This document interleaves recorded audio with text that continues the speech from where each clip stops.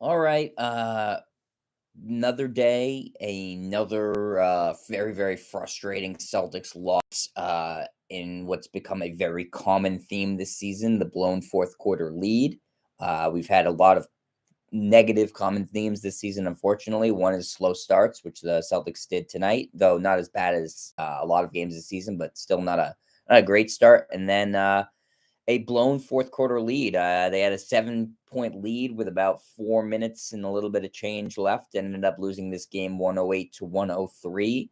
Um, Again, it's not the mark of a team to have any confidence in when they constantly go up in the fourth quarter only to blow it. There's no lead that's safe for this team. We know that by this point in the season, and the Celtics just don't play good basketball down the stretch. It's not even so much that their defense is bad down the stretch, because you got to tip your cap to some of the shots Joel Embiid hit at the end of the game. I mean, those are difficult shots that he's one of the only people in the league that can make them. That's why he's one of the best players in the league. But the offense is what really lets the Celtics down at the end of these games, where they just go ice cold or they'll take bad shots and they don't really seem to know what to do.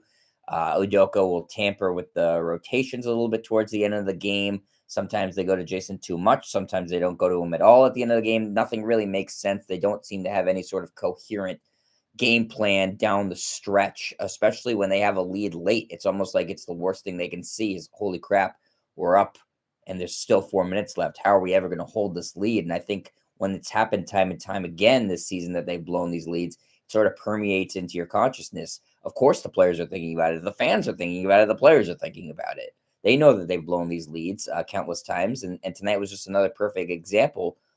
You played a good game for the most part. You played hard. You were undermanned. So was Philadelphia. So you can't really use that as an excuse, because both teams were at a COVID detriment. But whoever won this game, it was going to be a nice feel-good win. One, because you're beating your conference rival. Boston and Philadelphia don't like each other. And two, because you were going to do it undermanned. So it was going to be a little pick-me-up. And the Celtics had every opportunity to win this game, and they let it slip by.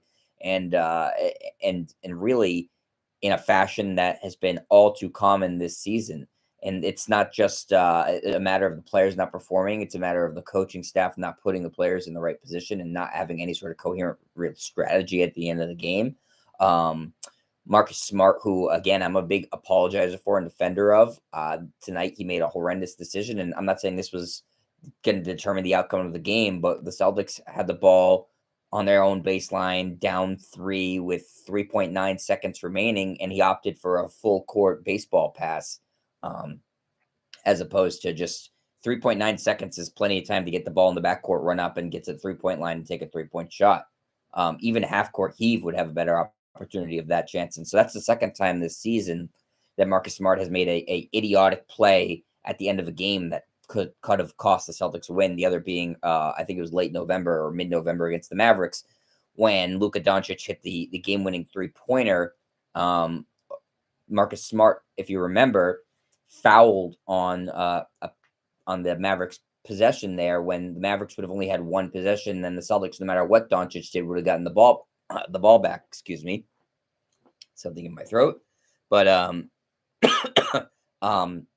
Smart instead fouled, and Mavericks then got the shot clock reset, and you got the last possession. That cost the Celtics the game in that situation, I believe. And the Celtics were down in this one, so you can't say that they were necessarily going to hit a three to tie the game and send it to overtime.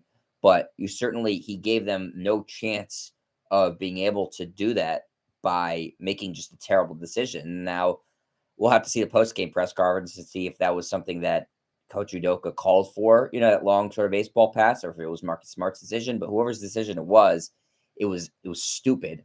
And that's not the reason the Celtics lost the game. It's just, if you're a team that's not a very good team like the Celtics are, you can't have those types of plays where you just have brain fart and don't execute. You just can't have them. You can't afford to make those types of mistakes.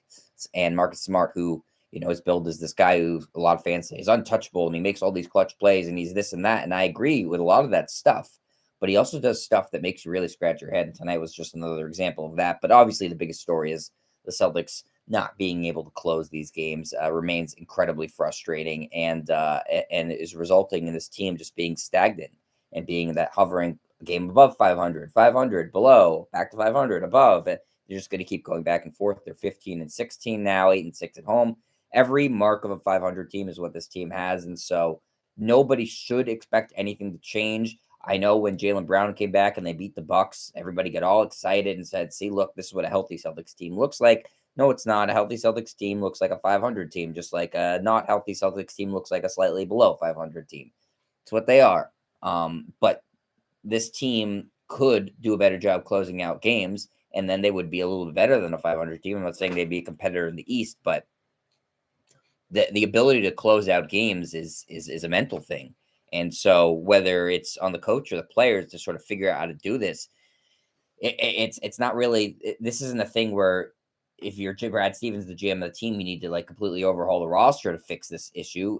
It should be Coach Udoka's putting the players in the right sets and having the right players out on the court to close out games and players knowing what to do. So while I don't think this is a good roster at all, and Brad Stevens has a lot of work to do, I don't think this is, his fault or Danny Ainge's fault. This is directly on the coach and directly on the players currently on the team that they keep blowing these fourth quarter leads. And it's now become almost the expectation that if the Celtics are up in the fourth quarter, they're going to blow a game. And that is really bad for morale of the team and morale of the fans. So let's get into the box score here. Again, final score 108-103. Philadelphia wins. And by the way, the Celtics and Sixers are neck and neck in the standings. So, not a game you want to drop. When it comes to playoff seeding time, if you get there and you want to try to avoid the play-in tournament, this game is going to matter. So shorthanded Celtics tonight. Again, every team in the league's been hit hard by COVID and health and safety protocols. So, not unusual for these teams to be shorthanded tonight. The starters were Jason Tatum, Ennis Freedom, Marcus Smart, Dennis Schroeder, Jaylen Brown. Tatum played a pretty good game, but was completely absent in the fourth quarter, whether he was just too passive or Coach Udoka wasn't calling plays for him. I'm not sure. 39 minutes for Tatum, finished 5-14 from the floor, 0-3 from 3, 7-9 from the free throw line. He did have 9 rebounds, 6 assists, 2 steals, and 2 blocks, though, 17 points. 6 turnovers, though, far too many for Jason Tatum, and what I would describe as a C+, B- performance. And his Freedom played a whopping 40 minutes to lead everybody on the Celtics. And he was good offensively, horrific defensively, sort of what you would expect. 40 minutes for Freedom, like I said, 7 of 10 from the floor, 11 rebounds, no assists, a steal, and 15 points, 5 fouls. Had a tall task trying to defend Joel Embiid today. Did not live up to that. Embiid tortured the Celtics, 41 points, 4 blocks, 5 assists, 2 steals, 10 rebounds for Embiid. Freedom, just he can't guard him. Nobody really can, but Freedom just was getting abused tonight. Marcus Smart, 36 minutes, 6 of 10 from the floor, 2 of 3 from 3, 6 rebounds, 3 assists, 2 steals, and 15 points. Solid game from Smart, except for that mistake at the end was unforgivable. Dennis Schroeder, not a good game being back in the starting lineup. I kind of feel for him. He's being really jerked around with all the injuries. Starter or bench guy, 6-man, starter, 6-man. They need to just, I know the natural inclination is to put your 5 best players in the starting lineup, but they need to make a decision with him. Stick with him as a starter, stick with him as a 6-man. Stop confusing what his role is. Even if you are shorthanded, I would have rather seen him come off the bench tonight and them start somebody like Langford or Pritchard. Pritchard did play well tonight. We'll get to him in a second. But Schroeder in his 25 minutes, 3 of 10 from the floor, 3 rebounds, 1 assist, and 8 points. So not a very good night for Schroeder.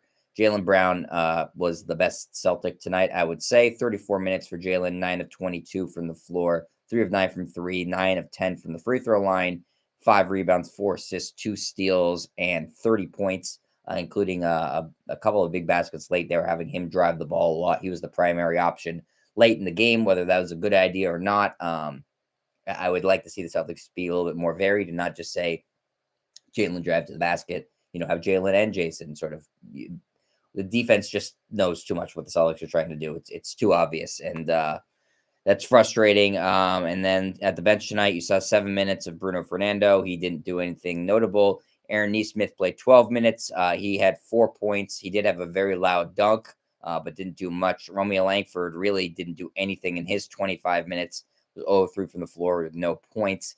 And Peyton Pritchard was the star off the bench for the Celtics tonight. He's got his groove going. 22 minutes for Pritchard, 6 of 9 from the floor, 2 of 5 from the free throw, from 3-point land, 3 rebounds, 2 assists, 2 steals, and 14 points off the bench. And this sort of calls into question something I've been saying all year, is why hasn't he been playing? And when he does play, the minutes are so inconsistent. And I think he's lost his confidence. And he's now played the past 2 games, so it made sense. He built a little confidence from the last game to this game. I don't think Pritchard's an all-star. I'm not trying to say that. And obviously I have some bias for him being an Oregon guy.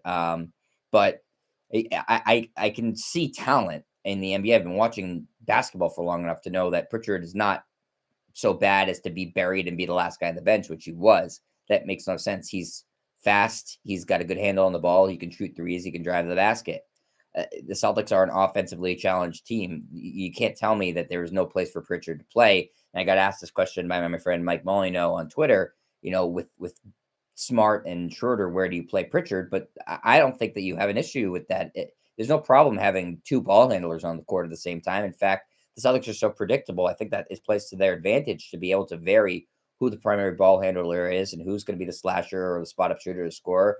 And I don't think Udoka has gotten a handle on what Pritchard is or what he can be. I again, don't think he's an all-star, but I think he can be a sincere contributor. And I think he can score off the bench, and I think he can be a guy who runs the offense. And what I would like to see his evolution of his game is to let him be a primary point guard at sometimes. Let him develop his passing more, his driving and kicking ability, his finishing out of the rim. They use him when they use him, and it's sparingly. It's as a spot up shooter. And while he's a good 3-point shooter, I do think that he offers a wider skill set than that. So I think that really calls into question Coach Udoka and the rest of the staff for underutilizing a piece that could be helpful. The Celtics have said this all along. If they're going to improve, it needs to be internally. You can't just hope on a wing and a prayer that a good trade is going to come their way. You need to develop these guys internally. Pritchard, Nesmith, Langford, all those guys need to have chances to play and develop. And for a team that's not very good anyways, there's no real harm in letting them play and make mistakes. If they're going to improve, you play that long run game, and you hope that you can get the improvement from playing time from them. And the Celtics, I don't think have done a very good job with that. And Pritchard's a perfect example. You saw tonight, even though they didn't win, he can help the team.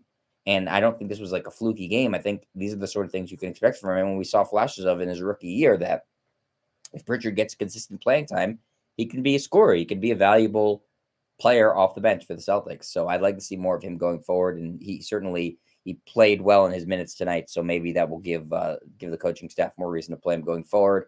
But again, a very frustrating loss. I see you guys in the comments. Hitman Hudson saying, they really snatched defeat from the jaws of victory there. Totally agree. Mental toughness issue with the team. Absolutely.